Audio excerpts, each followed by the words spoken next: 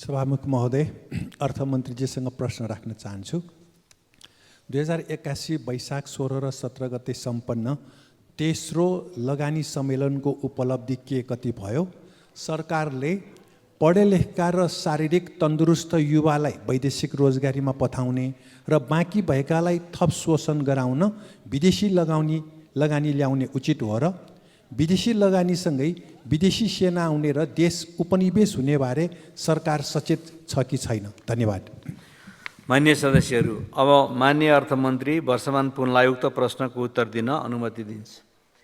सम्माननीय सभामुख महोदय, माननीय प्रेम सुवालले प्रश्न गर्नुभएको छ, यसबारे म सम्माननीय सभामुखजी मार्फत स्पष्ट गर्न चाहन्छु।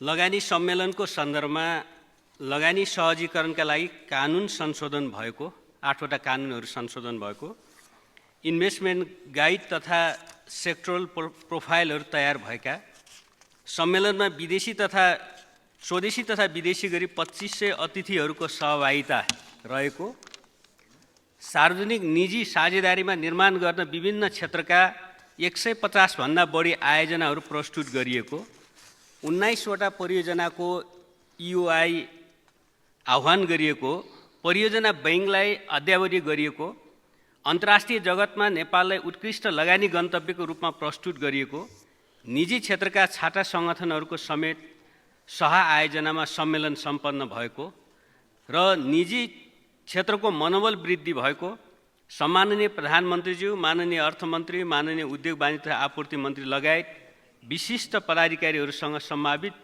विदेशी लगानीकर्ताहरूसँग प्रत्यक्ष भेटघाट कार्यक्रम आयोजना गरिएको, विदेशी लगानीकर्ता तथा स्वदेशी निजी क्षेत्रका सङ्गठनहरू बीच भेटघाट र छलफल गरी विदेशी लगानीको लागि उपयुक्त आधार तयार भएको यही उपलब्धिहरू यस लगानी सम्मेलन 2081 वैशाख 16 र 17 गते सम्पन्न तेस्रो लगानी सम्मेलनका उपलब्धिहरूको रूपमा रहेका छन्। बाँकी सायद यो प्रश्न मान्य सदस्यले गर्नुभएको सरकारले पढे लेखे शारीरिक तन्दुरुस्त युवालाई वैदेशिक पठाउने र बाँकीलाई शोषण गर्न विदेशी लगानी ल्याउन उचित हो र भन्दा यो चाहिँ विदेशी लगानी हाम्रो आवश्यकताले हो कि हाम्रो लगानीले स्वदेशी लगानीले नपुग्ने अवस्थामा हामी विदेशी लगानी भित्र्याउने गरेका छौँ र हामीले जति चाहिँ वार्षिक पुँजीगत खर्च गर्छौँ त्यसमा हाम्रा आन्तरिक लगानीकर्ताहरूको लगानी लगाउँछौँ, त्यसबाट पनि लगानी ग्याप हुने गर्छ। त्यसमा चाहिँ हामी विदेशी लगानीलाई अपिल गर्ने गर्छौँ, जसबाट प्रविधि पैसा मात्र हो, पुँजी मात्र होइन, प्रविधि आउँछ, सिप क्षमताहरू आउँछ, त्यसले नलेज तथा टेक्नोलोजी हस्तान्तरण हुने अथवा ट्रान्सफर हुने जस्ता उपलब्धि हुन्छन्, जसले हामी बिस्तारै औद्योगिक क्षेत्रमा या अरू क्षेत्रमा आत्मनिर्भर हुन्छौँ भन्ने सरकारको विश्वास हो। म माननीय सदस्यलाई सम्माननीय सभामुख मार्फत म यही कुरा जानकारी गराउँछु। बाँकी चाहिँ विदेशी लगानीसँग विदेशी सेना आउने, देश उपनिवेश बन्ने जस्ता कुराहरू यो चाहिँ यो शङ्का मात्रै हो। यो चाहिँ यो ढङ्गले आजको विश्वमा सोध्नु जरुरी छैन। धन्यवाद। मान्य सदस्यले पूरक प्रश्न सोध्न चाहनु भएकोले विषयमा केन्द्रित भई पूरक प्रश्न सोध्न अनुमति दिन्छु। सभामुख महोदय, अर्थमन्त्रीजीसँग पूरक प्रश्न राख्न चाहन्छु। भारतमा व्यापार गर्न प्रवेश गराएको इस्ट इन्डिया कम्पनी मार्फत बेलायतले 210 वर्ष उपनिवेश चलाएको सरकारलाई जानकारी छ कि छैन? र सन् 1970मा अमेरिकी अधिकारीहरूले अस्ट्रेलियामा सत्ता विद्रोह गराई निर्वाचित सरकारलाई अपदस्थ गरेको र आफ्नो अनुकूलको लागि प्रधानमन्त्री बनाएकोबाट नेपालका सरकारले पाठ सिक्नु जरुरी छैन र? धन्यवाद। मान्य मन्त्रीजी। सामान्य सभामुख महोदय, मान्यजीको यो जिज्ञासालाई पूर्वानुमान गरेर नै मैले आजको युगमा र हाम्रो सन्दर्भमा यो सम्भव छैन भनेर मैले बताइसकेको छु। त्यसैले यो शङ्का मात्रै हो। यसरी हामी शङ्कामा बसेर हाम्रो आफ्नो सम्भावित स्वदेशी तथा वैदेशिक लगानीलाई प्रवर्धन गर्ने, खास गरी विदेशी लगानीलाई प्रवर्धन गर्ने, हामीले आफ्नो राष्ट्रिय प्राथमिकता लगानीहरू भित्र्याउने कुरोमा चुक्नु हुँदैन। यसमा चाहिँ मान्य सदस्यले शङ्का नगर्न म आग्रह गर्दछु। धन्यवाद। मान्य सदस्यहरू, अब प्रश्नकर्ता मान्य सदस्य श्री प्रेम सुवाललाई आफ्नो प्रश्न सोध्न अनुमति दिन्छु। प्रश्न नम्बर 6। सभामुख महोदय, अर्थमन्त्रीजीसँग प्रश्न राख्न चाहन्छु। देशभरि कति भन्सार एजेन्ट नियुक्ति गरिएका छन्? भन्सार एजेन्टले भारतीयलाई सफ्टवेयर बेचेर भन्सारमा सामान घोषणा गराई कमिसन कुम्लाइरहेको सार्वजनिक भयो, यो सत्य हो कि होइन? भन्सार एजेन्टलाई सम्बन्धित भन्सारमै बायोमेट्रिक हाजिरी गराउनु पर्ने र सामान घोषणाको कोटा प्रणाली लागू गर्नुपर्ने व्यवस्था नहुँदा दैनिक करोडौँ रुपियाँ राजस्व चुहाउट भइरहेको अर्थमन्त्रीजीलाई जानकारी छ कि छैन? भन्सार एजेन्टको आफ्नो अधिकार विदेशीलाई समेत बिक्री गर्नेहरूलाई के कस्तो कारबाही भइरहेको छ? धन्यवाद। मान्य सदस्यहरू, अब मान्य अर्थमन्त्री वर्षमान पुनलाई उक्त प्रश्नको उत्तर दिन अनुमति दिन्छ। सम्माननीय सभामुख महोदय, भन्सार एजेन्टले भारतीय सफ्टवेयर बेचेको आदि इत्यादि भन्ने कुराहरू छ। यो विषयमा भन्सार विभागमा या मन्त्रालयमा कुनै सूचना या उजुरी प्राप्त भएको छैन। यसै गरी भन्सार कार्यालयहरूमा भन्सार एजेन्टहरूको लागि बायोमेट्रिक हाजिरी गराउने कानुनी व्यवस्था रहेको छैन। भन्सार नियमावली 2064 को नियम 37(9) मा भन्सार एजेन्टको इजाजत पत्रवालाले भन्सार कार्यालयमा आफै उपस्थित भई काम गर्नुपर्नेछ भन्ने कानुनी व्यवस्था रहेको छ। त्यसैले त्यही अनुसार काम भइरहेको छ।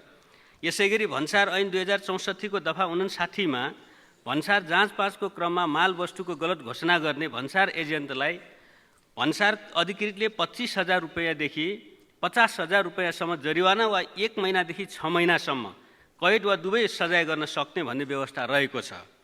भन्सार एजेन्टहरूले आफ्नो अधिकार विदेशीलाई बिक्री गरेको सम्बन्धमा यस विभागमा या मन्त्रालयमा कुनै जानकारी, सूचना तथा उजुरी प्राप्त भएको छैन। धन्यवाद। सभामुख महोदय, अर्थमन्त्रीजीसँग प्रश्न राख्न चाहन्छु। देशभरि कति भन्सार एजेन्ट नियुक्ति गरिएका छन्? भन्सार एजेन्टले भारतीयलाई सफ्टवेयर बेचेर भन्सारमा सामान घोषणा गराई कमिसन कुम्लाइरहेको सार्वजनिक भयो, यो सत्य हो कि होइन? भन्सार एजेन्टलाई सम्बन्धित भन्सारमै बायोमेट्रिक हाजिरी गराउनु पर्ने र सामान घोषणाको कोटा प्रणाली लागू गर्नुपर्ने व्यवस्था नहुँदा दैनिक करोडौँ रुपियाँ राजस्व चुहाउट भइरहेको अर्थमन्त्रीजीलाई जानकारी छ कि छैन? भन्सार एजेन्टको आफ्नो अधिकार विदेशीलाई समेत बिक्री गर्नेहरूलाई के कस्तो कारबाही भइरहेको छ? धन्यवाद। मान्य सदस्यहरू, अब मान्य अर्थमन्त्री वर्षमान पुनलाई उक्त प्रश्नको उत्तर दिन अनुमति दिन्छ। सम्माननीय सभामुख महोदय, भन्सार एजेन्टले भारतीय सफ्टवेयर बेचेको आदि इत्यादि भन्ने कुराहरू छ। यो विषयमा भन्सार विभागमा या मन्त्रालयमा कुनै सूचना या उजुरी प्राप्त भएको छैन। यसै गरी भन्सार कार्यालयहरूमा भन्सार एजेन्टहरूको लागि बायोमेट्रिक हाजिरी गराउने कानुनी व्यवस्था रहेको छैन। भन्सार नियमावली 2064 को नियम 37(9) मा भन्सार एजेन्टको इजाजत पत्रवालाले भन्सार कार्यालयमा आफै उपस्थित भई काम गर्नुपर्नेछ भन्ने कानुनी व्यवस्था रहेको छ। त्यसैले त्यही अनुसार काम भइरहेको छ। यसै गरी भन्सार ऐन 2064 को दफा 59 मा भन्सार जाँचपाँचको क्रममा माल वस्तुको गलत घोषणा गर्ने भन्सार एजेन्टलाई भन्सार अधिकृतले 25,000 रुपैयाँदेखि 50,000 रुपैयाँसम्म जरिवाना वा 1 महिनादेखि 6 महिनासम्म कैद वा दुवै सजाय गर्न सक्ने भन्ने व्यवस्था रहेको छ। भन्सार एजेन्टहरूले आफ्नो अधिकार विदेशीलाई बिक्री गरेको सम्बन्धमा यस विभागमा या मन्त्रालयमा कुनै जानकारी, सूचना तथा उजुरी प्राप्त भएको छैन। धन्यवाद। पूरक प्रश्न सोध्न चाहनु भएकोले प्रश्नकर्ता मान्य सदस्यलाई विषयमा केन्द्रित भई प्रश्न सोध्न अनुमति दिन्छु। सभामुख महोदय, अर्थमन्त्रीजीसँग पूरक प्रश्न राख्न चाहन्छु। नेपाली र भारतीय नागरिकता समेत भएकाहरूलाई भन्सार एजेन्ट नियुक्ति गरिएको भन्ने सार्वजनिक भयो र भन्सार एजेन्टको मिलिमतोमै अरबौँ रुपियाँ भन्सार चुहाट भइरहेको पनि सार्वजनिक भयो। अब यो पनि अनुमान मात्रै हो कि अर्थमन्त्रीज्यू? धन्यवाद। मान्य मन्त्रीज्यू। सम्मानित सभामुख महोदय, मान्यजीले गर्नुभएको पूरक प्रश्नमा कुनै सत्यता छैन। मैले अघि पनि बताइसकेको छु यो कुरामा कुनै सत्यता नरहेको र हामीसँग मन्त्रालय या विभागमा कुनै पनि उजुरीहरू प्राप्त भएका छैनन्। धन्यवाद।